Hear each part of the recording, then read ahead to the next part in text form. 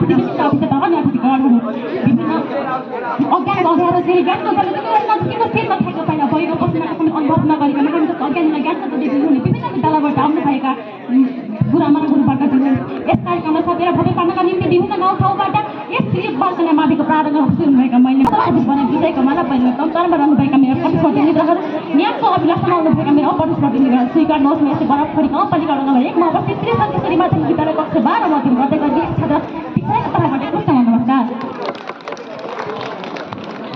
आज मिति 2082 साल 11 महिना 4 गतेका दिन यसै बरफखोरी शिक्षाशाखाले आयोजना गरेको मलाई पनि सहभागी गरे आफ्नो के भएर राख्न दिनुभएको सर्वप्रथम म सदस्य चाहन्छु आभार व्यक्त गर्न चाहन्छु। आजका बाजीभेटको शीर्षक रहेको छ तरबारभन्दा कलम बलियो। यसमा पक्षबाट बोल्नु गएको छ अर्थात् कलमको पक्षबाट बोल्नु गएको छ। यस विषयमा बोल्नु मागेर म सदस्य महोदय निरक मण्डलसँग अनुमति चाहन्छु। सदस्य महोदय मेरो विचारमा तरबारभन्दा कलम निकै शक्तिशाली र बलियो हुन्छ। कलममा तरबारभन्दा 100 गुणा ताकत र शक्ति हुन्छ। तरबार काट्न पनि साधन यसमा के शक्ति होला र खोइ हत्या हिंसालाई बढ्न दिने सलाम कदापि शक्तिशाली हुन सक्दैन।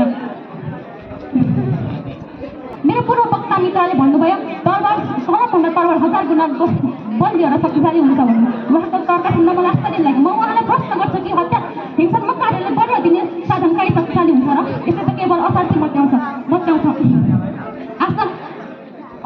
असल आदर्श देखाउने असल आदर्श बनाउने कलम तरबारमा कदापि हुन सक्दैन।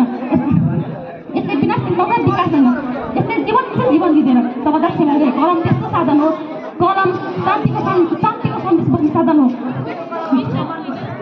लडेर एउटा छिनभरमै रोक्ने विगत साधन भएको विगत जारी गर्ने साधन कलम कहीँ शक्ति हुन सक्छ र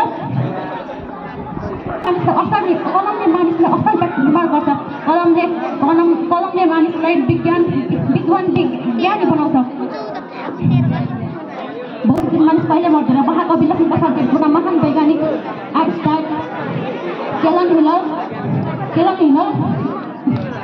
यस्तो हुनुहुन्छ विलियम जस्ता सारा प्रसिद्ध व्यक्तिहरू तरुणका कारण कलम उठाएका कारण आज पनि हामी सबै जीवित छौँ। हाम्रो नेताको घाँसमा पनि त अहिले कलम छ के तरबारले नियन्त्रण गर्न सक्नुहुन्छ र पक्कै पनि सक्छ। मेरो पूर्व अवस्था मित्र उहाँलाई आवश्यक पर्ने दैनिक साधन पैसा थियो। के पैसा पनि त तरबारले हप्ता गर्न सकिन्छ र पक्कै पनि सक्दैन। निरक मण्डलजी उहाँलाई सोध्नुहोस् कि उहाँहरू त कलम किन बोक्नुहुन्छ? तरबार बोकेर आउँदा हुँदैन त? विद्यालयमा गुरुआमा गुरुवर्गहरूले मार्ग त तरबार लिएको हुँदैन र। म चाहन्छु भने जहाँ पुग्दैन रवि त्यहाँ पुग्छ कवि, जहाँ